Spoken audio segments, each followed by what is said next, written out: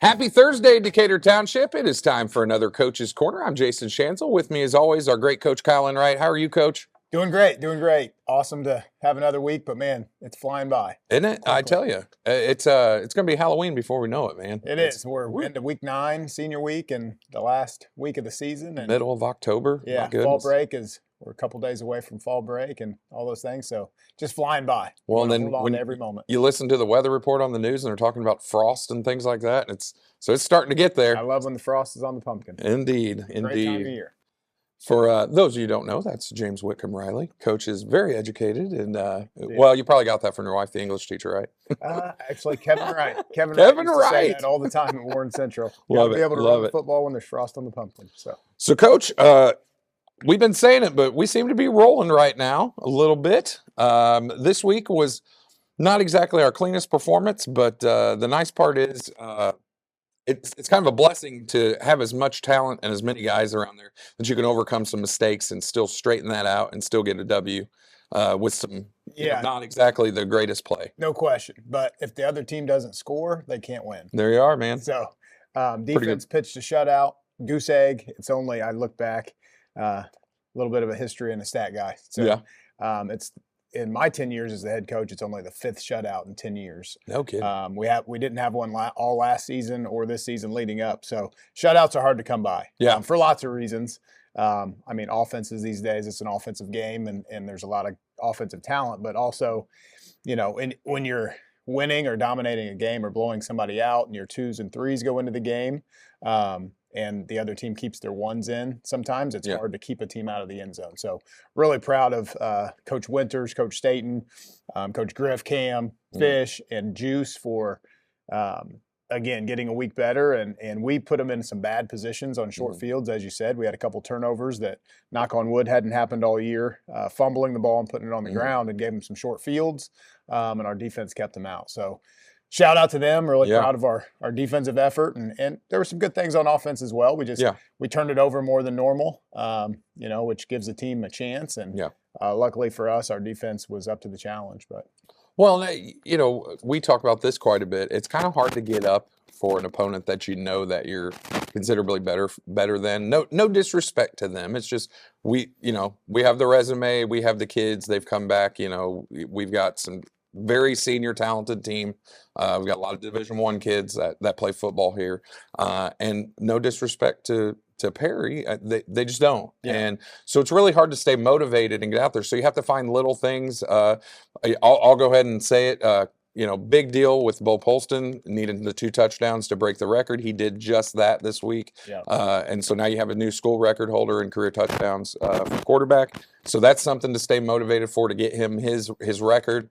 Like you said, the defense playing for a shutout. That you got to find those things to stay motivated and stay hungry. No question. Great point. And as much as you want to, with 15 to 18-year-old kids, fight complacency and tell them that it's us versus us and don't worry about the opponent. They're human and they watch film and they understand, like you said, that it's an inferior opponent. So to keep that mindset of, trying to play for perfection and do all those things, it can become hard. So little things throughout the game, throughout the week are huge. And I don't know what start it is for Bo, but to pass that record with the quarterbacks that we've had in the history of this school, with Tommy Stevens and Bryce Jefferson and Scott Garver, Brandon Ledford, and just the myriad of quarterbacks that have all been highly successful and thrown a lot of touchdown passes to get to that number 63. Just a testament to him and his work ethic and his talent and his ability and his continued, I think, drive to be great. He's got the motivation to be the best quarterback in the country, and he goes out about his business that way in the classroom, in the weight room, and all those things. So really proud of Bo, but it takes a team around you to be able to get a record like that. So I'm sure he'll forever be thankful to Jalen Leith for catching the ball. It's fitting that we ran solid on the play, but Jalen Leith is probably one of the least answers I would have given to catch his 63rd touchdown pass. But But the play was run beautifully, and Yeah, he he's was so open wide and go hit open. him. So I mean, there wasn't anybody within 10 yards of him. I mean, it was just that. It was like, oh my. Yeah, that's our famous solid play that everybody else in America runs now. But a great job there, and we're happy for him. And hopefully there's many more to come. We'll see. We've got a few weeks left, but really proud of the offensive output on the ground. Again, we were over 10 yards a carry. 24 rushes for 250 yards. Pharrell Carter finally got him some touches early and in some different ways than he's had it. And he had a great game. He had 5 rushes for 120 yards and 3 touchdowns. Yeesh. So that's over a heck of a percentage. 20 yards a carry. Yeah. And a couple of those just untouched because of the great job of the line up front. Again, so I'm really proud of our offensive line. We did kind of have a little bit of an injury this week, and Mason Miller went down with a knee. Not sure. He's still got to get his MRI. But the young man gave it everything he had, so hopefully he's not out for the year. We'll see. But Dominic Friend stepped in and did a good job filling in for him, and we'll continue to do that. But, being Perry week, I came from Perry. My dad was the head coach there. Coach Jefferson played at Perry Meridian High School. And then we have guys on the team in Michael Campbell, Braylon Morris, Malik Campbell, Samaj Monroe, that all came from Perry Township. So kind of a week in which, I talk about with our kids is just the level of play and the care for football in our township is just we've been there. We've been in Perry Township, and we wanted to come to Decatur Township because of the kids in the program here. So it was great to see Michael and Braylon get in the end zone as well on Perry week. Sure. And so, 42-0, great win. Good performance on offense, not great. Punted once, turned it over 3 times, scored 6 touchdowns, but defense was dominant. So, man, it was just it was one of those things where it's kind of a lunch pail blue collar game where it's like we kind of know what we're getting into, but let's just do this. Yeah, let's do this and get it over with. And I feel like they did that pretty well. No doubt. Defensively, we were led in tackles by Chris Hill, had 10 tackles. Chris was everywhere, man. He was. He's just so physical. I mean, the guy's just 165, 170 pounds, soaking wet as an inside linebacker. But he brings it. With a knee brace, hobbling around out there, but will drill you. I thought for Chris and Smitty, this is their best game overall as a pair. I thought they were everywhere. They either were part of a tackle or a solo tackle on just about every single defensive snap. I mean, they were, which is what you want them to do. Yeah, but they continue to be well. Just the models of consistent inside linebacker play, downhill, physical. They don't miss their gap. They punch open windows, and when they get there with bad intention. Yeah. So couldn't be more proud of those 2 guys. And as being as light as they are and playing as many snaps as they do, they're beat up. They're physically beat up, but you wouldn't know it in practice. Yeah. They continue to want to get all the reps during the week. And sometimes we got to pull them out and protect themselves because they're trying to get all the reps and banging. But also thought D-line played out of their minds exceptional this week. Amazing. Shanks had 3 sacks. Yep. So we went from not really we've been getting a lot of pressure. Our defensive line has been playing great, but it didn't really translate to sacks early. Yeah. But this game we had 5 sacks. Shanks had 3 of them. Yep. Michael had 1.5 sacks, and I think Alec had a sack. But this defensive line played really well. Not to mention, I think we had 11 tackles for loss. Yeah, that's what I was going to say. I thought they were, if they weren't over double-digit TFLs, they were pretty close. I feel remiss. I have to apologize to this young man. I misidentified him Friday night. Old Jaden Osborne got a TFL, and I saw the 2, but I didn't see the 6. I thought it was a 5, and identified him as Shanks. And so my apologies, Jaden. Yeah, Jaden continues to give everything he has with one-handed, but he has a great motor, just gets after it. EJ does as well.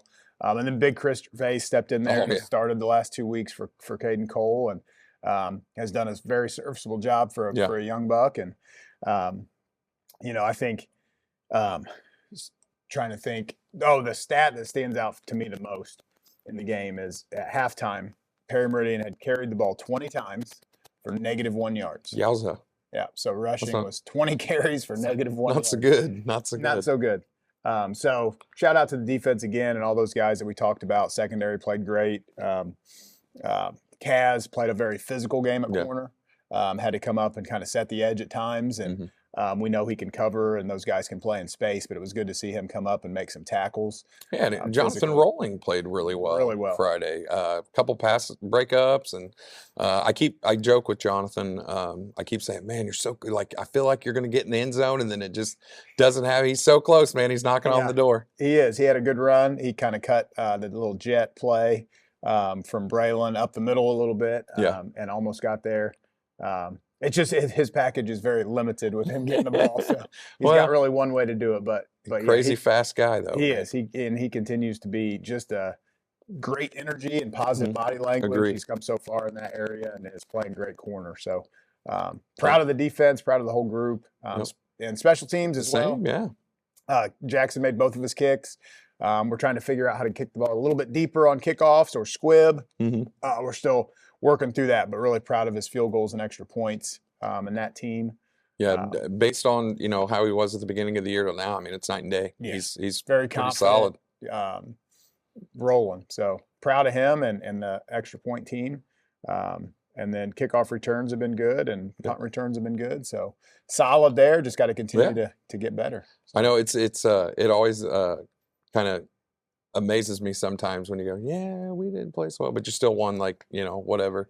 Whatever the score wound up being, quite a bit to nothing. It's great to have things to work on in a win. Right. Yeah. So, very much. So, very fortunate, very blessed. It's super enjoyable to watch these guys play. If you haven't watched these guys play and haven't coming out to a game, I mean, you need to do yourself a favor. One last regular season game, senior week at home. I know. Oof. So we'll preview those guys here in a little bit after we see the kids, I think. But yeah, I mean, I think it's safe to say this group that's leaving, this is the best group of seniors we've ever had in the history of this high school. It's a great class. It's a great class. Yeah. They've won a lot of football games and have a lot of great individual character and leadership. And so really proud of this group. And obviously they'll tell you that it takes the other classes around you in order to have success. But they kind of lead from the front and do it the right way. So couldn't agree more. Really proud of that group, and it's bittersweet that it's coming to an end with those guys. But let's try to ride this out for as long as we can here for the next few weeks. Hey, the cupboard is not bare. There's a lot of young guys, man, that they are ready for the spotlight, not afraid to reach up and take that lead, man. Absolutely. I feel like.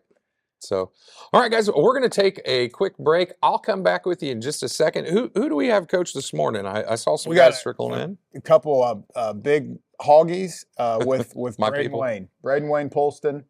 We've got Cayden Cole, Mason Miller, and then the big, ugly, sexy. 777. T. Coop, Tyler Cooper over there. All right. Ready to answer some questions. All right, y'all.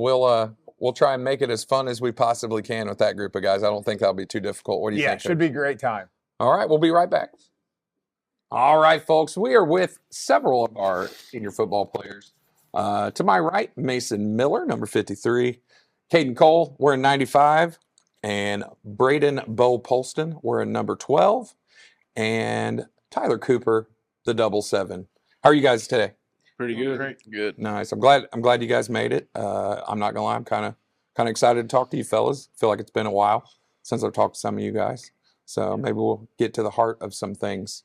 So I'm gonna ask you some questions, and we're just gonna go down the line. I'll call you out, and you tell me what's on your heart about these questions. How's that sound good to you guys? Yes, sir. All right, man. So let's start with the new school touchdown record holder, Bo Polston. Bo, how do you feel about that? You feel pretty good? Yeah, it's a pretty cool accomplishment to get, but not possible without these three guys and the other two guys up front, and all the people catching those touchdowns for me. So indeed. Out to all them.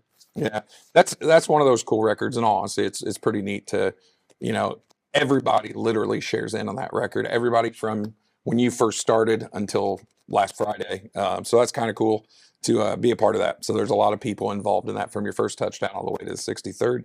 So wish you continued luck on that, man. Keep building. Get that thing up to about 70 would be nice, wouldn't it? Gotcha. Thank you. All righty. So we'll start with you, buddy. So what is something that you're afraid of? Something I'm afraid of. Big Coop on the road. Well, I can understand that. Speaking of Big Coop, what are you afraid of, sir?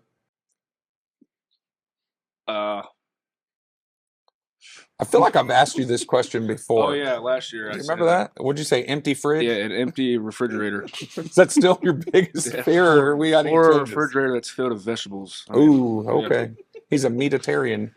All right, what about you, Cole? I'm scared of spiders. Oh, really? Yeah, like I legit? despise spiders. Like you run, freak, jump on the table? Yeah. Man, what about you, Miller? Scared of snakes for sure. Really? All right, guys. All right, we got some valid fears here. So, Mason, I'll stick with you, buddy. What is the weirdest food that you've ever tried to eat?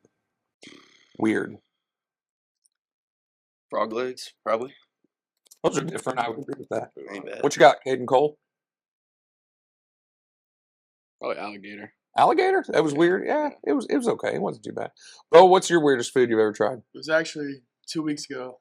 Coach Enright witnessed it. It was a shout out Coach Fish. Oysters and crackers and hot sauce all on. That sounds actually pretty solid to me. Weird, Yeah, huh? it was very weird, not good at all. But He you know, said it's not whatever floats good their in boat, any way. they can like. All right, Coop, what's the weirdest food you've ever attempted to eat? About 3 weeks ago, I bought this chocolate that was called Flaming Anus, and my God, it was hot. Enright tried it, and he wasn't phased at all. But me, I was crying. It was terrible.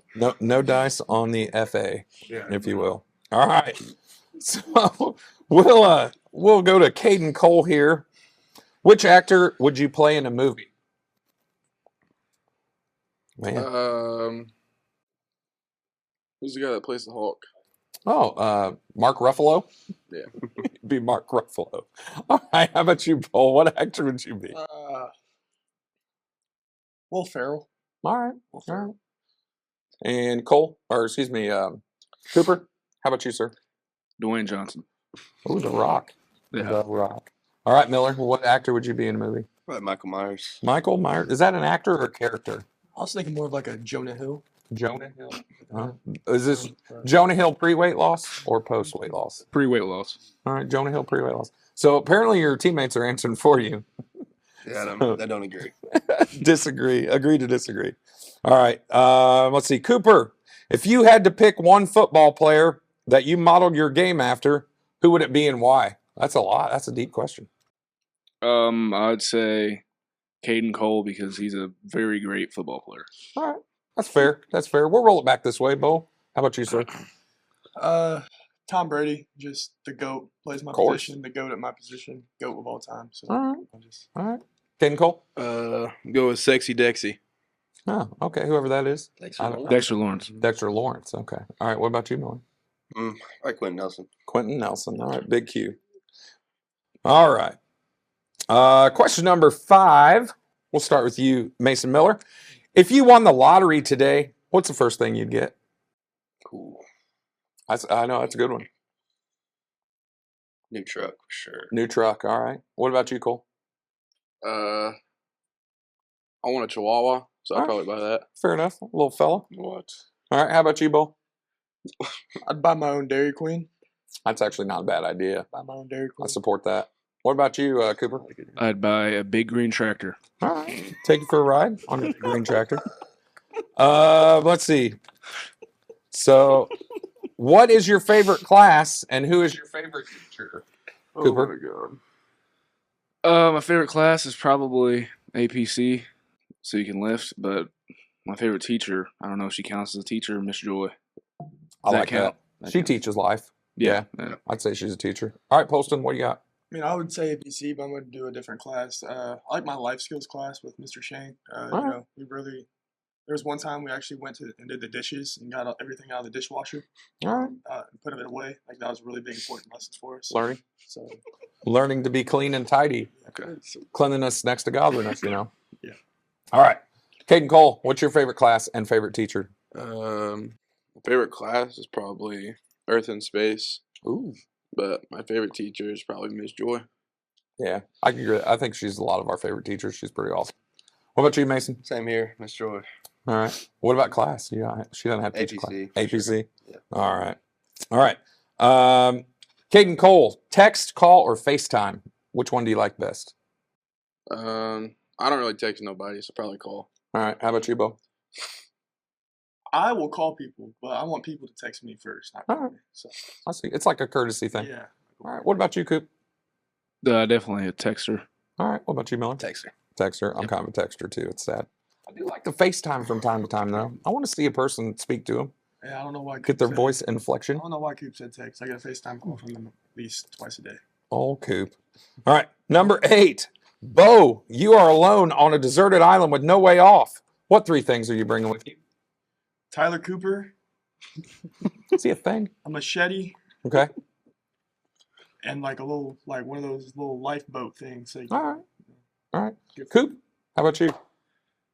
Not much time to think about this, but I'd obviously bring some food. I'd bring a flare gun to flare it up, and then safety would come, hopefully. All And right. then I'd bring. That's all I need. Cole's Chihuahua.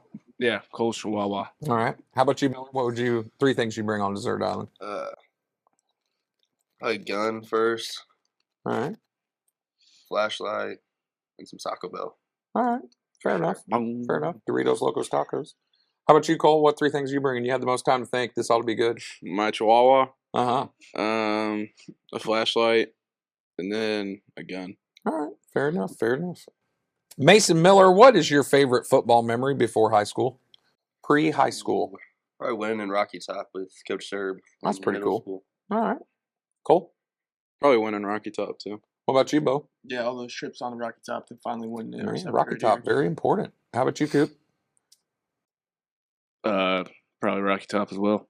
Mine would be winning the Garfield Park Youth League back in like 1986. Pretty awesome. With all my friends back then. Attaboy.